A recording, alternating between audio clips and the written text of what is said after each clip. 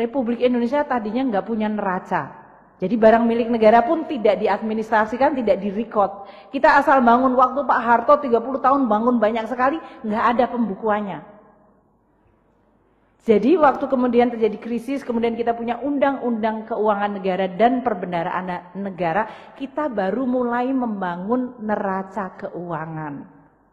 Disitulah baru kita mulai muncul, oh mari kita membukukan dan merekod. Pertama mengadministrasikan, masukkan dulu dalam buku. Karena dulu sering sekali, saya nggak tahu, Anda semuanya mahasiswa masih sangat muda. Kalau zaman kami sebagai baby boomer, saya sering sekali ada universitas bangun perumahan dosen. Itu tanahnya milik negara dibangun. Kemudian dosennya sudah pensiun, dosennya sudah meninggal, itu masih dimiliki oleh dosen itu. Tanpa kejelasan apakah barang itu dihibahkan atau tidak. Sehingga di universitas masih masuk dalam pembukaan universitas, tapi sebetulnya ini sudah dipakai oleh dosen dan anak cucunya. Itu banyak sekali barang milik negara. Belum lagi kalau dulu tanah-tanah. Kalau menterinya lagi seneng, oh saya kepengen jual tanah, saya jual tanah saja. Karena dulu nggak pernah ada pengadministrasian. Sehingga banyak sekali republik itu kehilangan cukup banyak aset-aset strategis. Salah satu contoh yang barangkali Anda semua lihat adalah kompleks Senayan Gelora Bung Karno.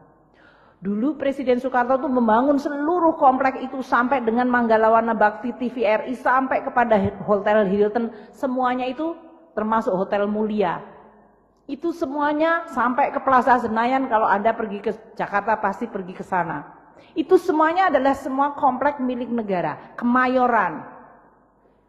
Karena tidak pernah dibukukan, suatu saat terjadi tadi kerjasama, tiba-tiba swasta sudah punya title.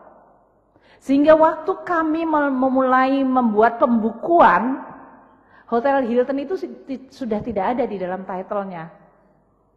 Kita hilang. Yang sekarang jadi Hotel Sultan. Hotel Mulia itu kita harus fight banyak sekali untuk bisa bahwa title-nya tetap punya pemerintah, tapi kerjasamanya boleh swasta.